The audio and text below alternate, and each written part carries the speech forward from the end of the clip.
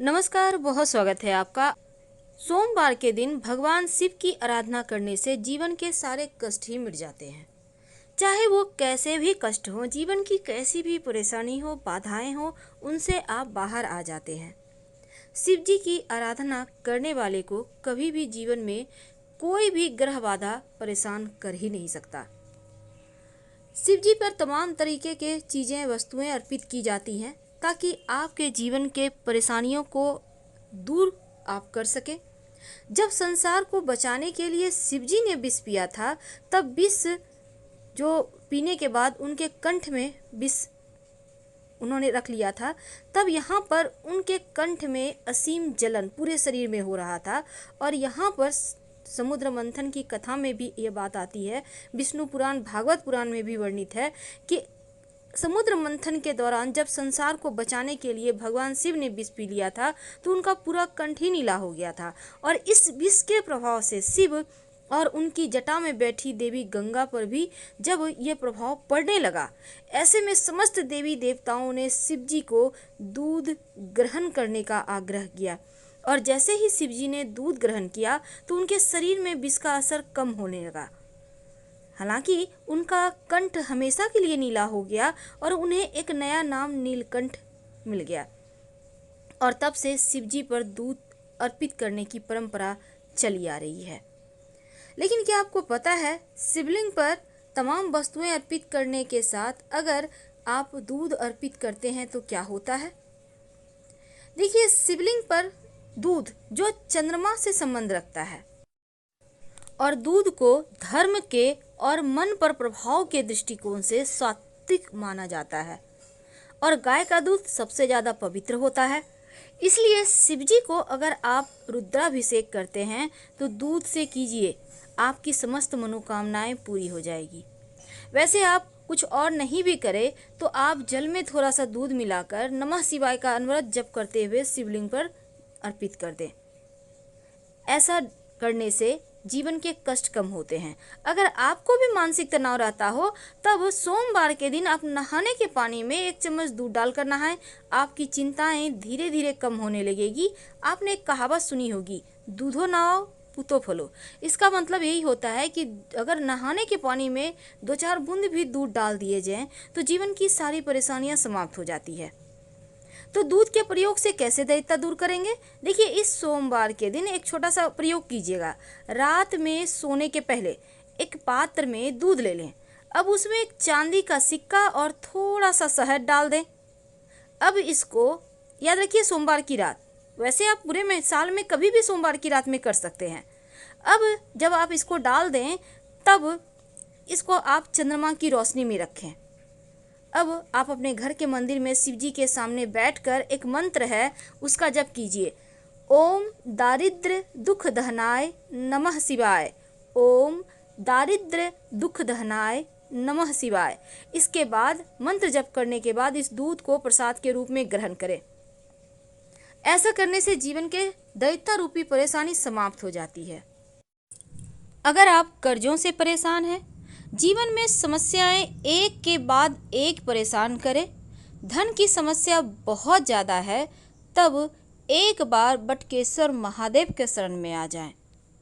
कर्जों से की समस्या से, धन की परेशानी से आसानी से आप बाहर निकल आएंगे।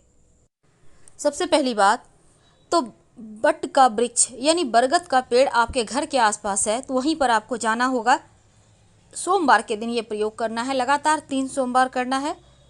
1 लोटा जल में 1 चुटकी पिसा हुआ चावल, 1 चुटकी हल्दी लेकर आप किसी भी बरगद के पेड़ के नीचे चले जाएं और वहां पर जल अर्पित करें और बटकेश्वर महादेव को प्रणाम करें। यानी जल अर्पित करना है जड़ में, लेकिन प्रणाम करना है बटकेश्वर महादेव को।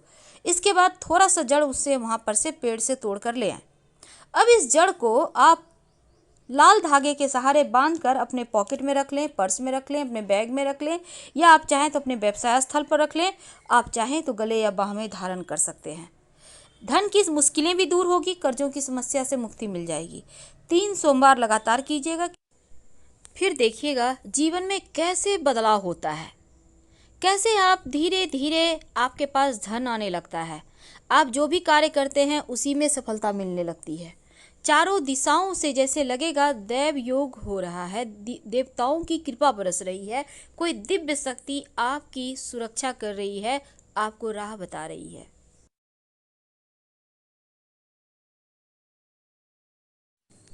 शिवलिंग पर आप एक मुट्ठी चावल जरूर अर्पित कीजिएगा। वैसे तो चावल के एक भी दाने अगर रोज शिवलिंग पर अर्पित करें तो जीवन में कभी अन्न धन वस्त्र की कमी नहीं होती है।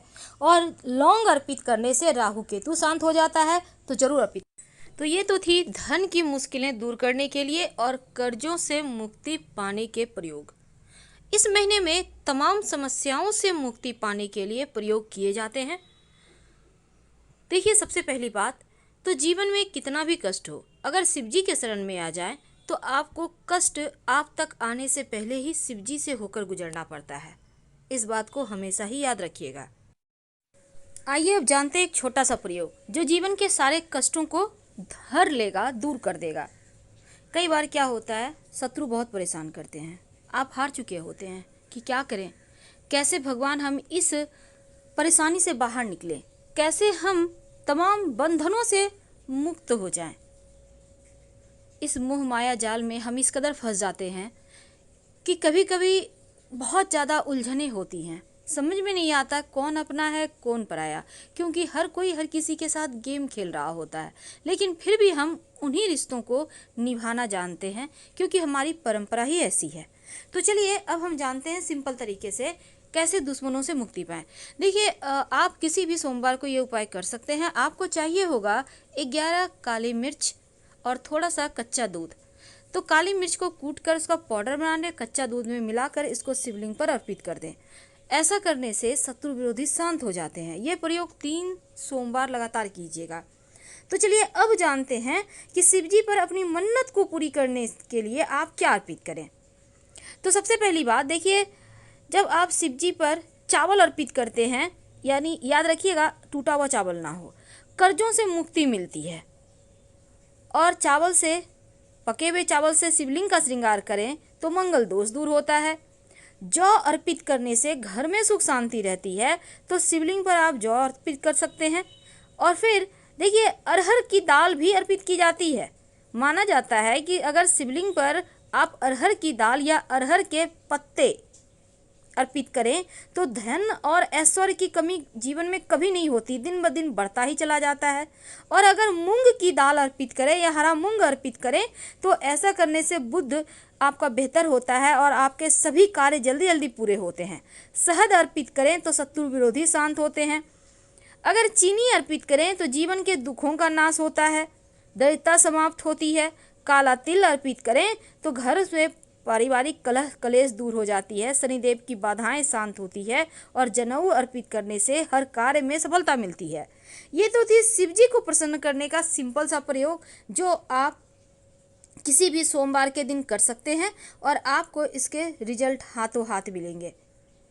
जीवन के तमाम कष्टों से बाहर निकलने के लिए आप शिव जी के शरण में ही आइए, क्योंकि भगवान शिव को अजन्मा अविनाशी माना गया है और भगवान शिव सभी देवताओं से अलग मंदिर में शिवलिंग के रूप में पाए जाते हैं। और इसीलिए जब भी आप उनकी आरती करें शिव जी की, तो 1, 5, 7, 11 या 21 बातियां रखकर ही आरती करें, या आप चाहें तो कपूर से भी आरती कर सकते हैं। जब भी शिव जी की आरती करें ओम की आकृति बनाकर ही आरती करें। ऐसा करने से जीवन के कष्ट कम होते हैं, सुख शांति बढ़ती है। शिव जी की पूजा में दक्षिणा जरूर अर्पित किए जाते हैं। दक्षिणा में कैसे करेंगे अर्पित? एक पान का पत्ता लेंगे, उसके ऊपर सुपारी, सिक्का, लौंग, इलायची, थोड़ी सी मीठी वस्तु लेकर आप शिव जी के पास सबसे अंत में पूजा करने के बाद रखने के बाद आरती करना है। और जब शिव जी की पूजा हो जाए तब नंदी की कान में अपनी मनोकामना जरूर कहिएगा। और अगर दुश्मन ज़्यादा परेशान करे तो लाल गुड़हल के पुष्प भी अर्पित करने का विधान है शिव जी को। एक बात याद रखिएगा, शाम के वक्त जो भी व्यक्ति शिव जी के मंदिर में दिया जलाता है उसके जीवन में कभी अंधेरा हो ही नहीं सकता। इसलिए कोशिश करें कि आप शाम के वक्त पास के शिव जी के मंदिर में दिया जरूर जलाएं। हर कष्ट दूर करेंगे भगवान शिव। लेकिन शिव मंदिर से क्या लेकर आएंगे? देखिए, पहली बात, तो शिव जी के मंदिर में जब आप पूजा करने जाते हैं तो बहुत सारे आप प्रयोग भी कर सकते हैं। जैसे कि संतान की चाहत है तो आप जो आंकड़े का पुष्प होता है उस पौधे का थोड़ा सा जड़ शिव जी के शिवलिंग के ऊपर आप अर्पित कर दें और इसको लाकर जो महिला संतान प्राप्ति चाहती है वो अपने कमर में धारण करे। 3 महीने के अंदर संतान प्राप्ति होती है। दूसरा, आप इस जड़ को जो महिला हैं वो अपने बेडरूम में भी रख सकती हैं, कोई दिक्कत नहीं है। देखिए, शिव जी के मंदिर से जब आप जाते हैं तो शिवलिंग पर जल अर्पित करते हैं, पंचामृत अर्पित करते हैं, तो वहाँ से थोड़ा सा नीर अपने लोटे में लेकर आइए। खाली लोटा कभी भी मंदिर से लेकर ना आए, इस बात का ध्यान रखिए। चाहे आप किसी भी भगवान की पूजा करने जाते हैं पर लोटा खाली मत लाइए। लोटे में शिव जी के मंदिर से थोड़ा सा नीर उठाकर जो आपने जल अर्पित किया है, तो जलहरी से वहाँ पर आता है ना नीचे, वहीं पर से आप हाथ से उठाकर थोड़ा सा उसमें लेकर आइए और घर में सबको प्रसाद दीजिए। थोड़ा थोड़ा सबको ही प्रसाद मुंह में लगाएं और थोड़ा सा जो नीर है उसको आप किसी पात्र में पानी ले लें और 2-4 बूंद उस नीर के उसमें टपका कर पूरे घर में छिड़काव करें। यकीन मानिए शिव जी की कृपा बरसेगी। फिलहाल विदा लेंगे। धन्यवाद। हम फिर मिलेंगे। प्लीज़ लाइक कर सब्सक्राइब जरूर करें, अपनों से शेयर करें, कमेंट करें।